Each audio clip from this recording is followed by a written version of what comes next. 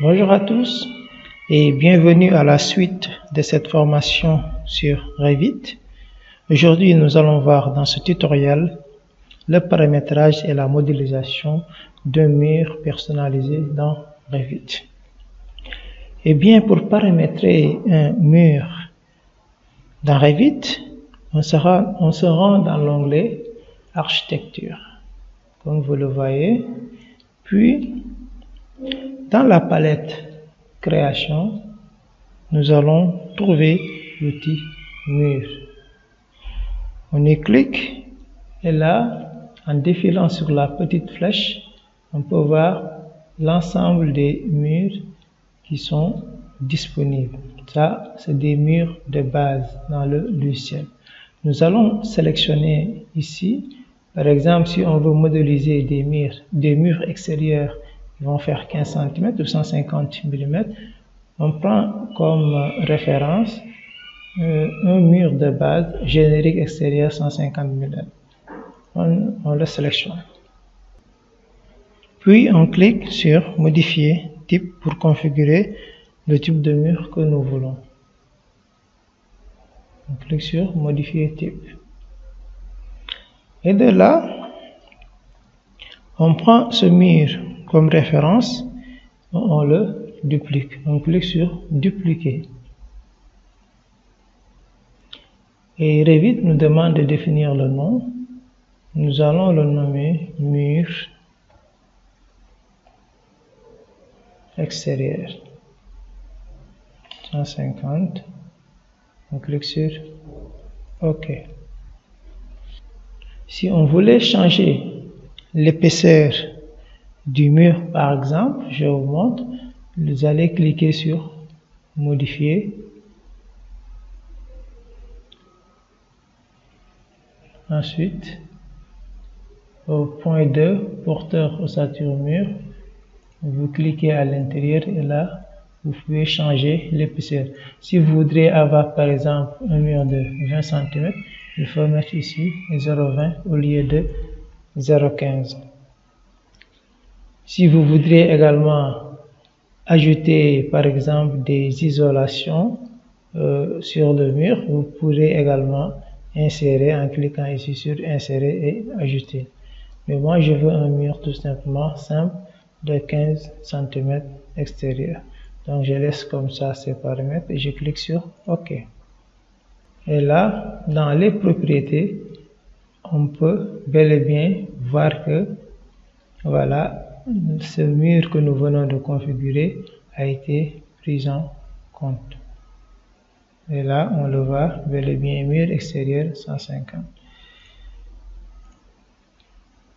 Et là, on est dans les propriétés de ce mur. À présent, nous pouvons passer à la modélisation de ces murs extérieurs que nous venons de configurer. Maintenant, pour les placer, on doit se positionner dans le niveau d'abord que l'on souhaite. On suppose que je veux les placer au rez-de-chaussée. D'abord, il faut que je me place au rez-de-chaussée. Je me rassure que je suis au rez-de-chaussée. Donc, je vois bel et bien que je suis au rez-de-chaussée. C'est aussi visible à ce niveau. Une fois cette vérification faite, je retourne dans Mur, puis je sélectionne mon mur et je définis la limite, c'est-à-dire sa contrainte suivant la hauteur. Ici, c'est sans contrainte, mais il faut bel et bien définir la contrainte. Mon mur va quitter le rez-de-chaussée jusqu'au premier étage, donc j'applique une contrainte. La contrainte, c'est quoi? C'est-à-dire le niveau supérieur où mon mur doit s'arrêter. Je mets tout simplement étage. Et là, j'ai défini une contrainte à mon mur.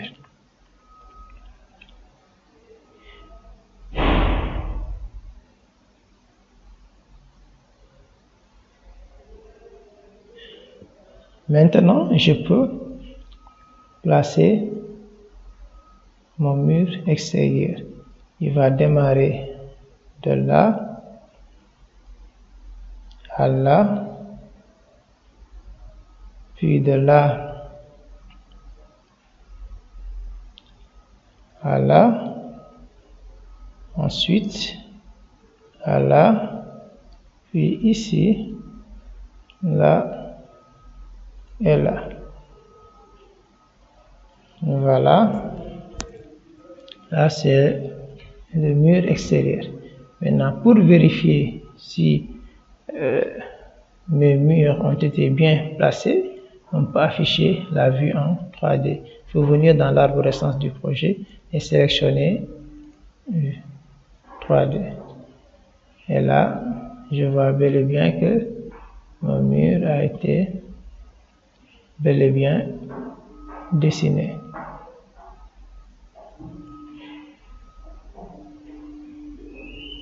On peut afficher les coupes pour voir les vues en élévation, par exemple l'élévation S, pour voir si effectivement mon mur a quitté le rez-de-chaussée pour s'arrêter au premier étage. Et là, on peut bel et bien voir que ça a été correct.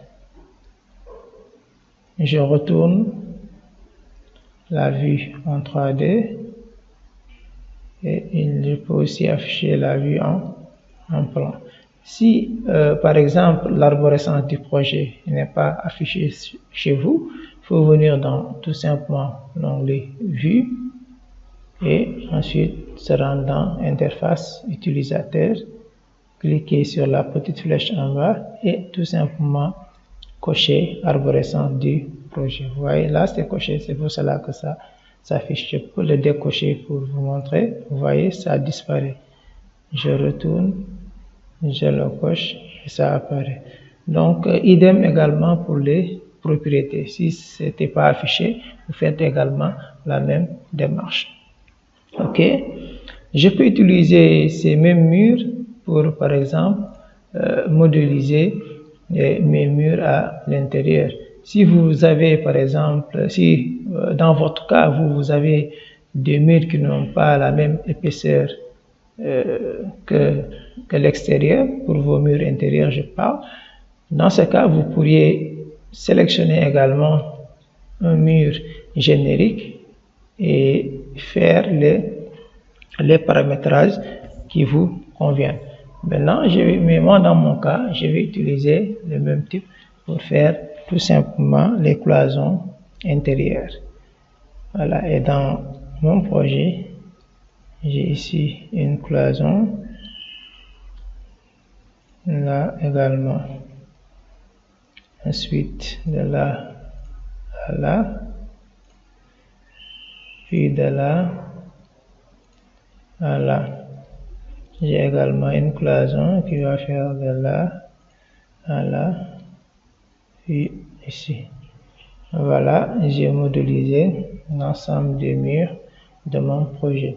Toujours, vous pouvez afficher la vue en 3D dans arborescence du projet pour vous assurer que ça a été modélisé correctement.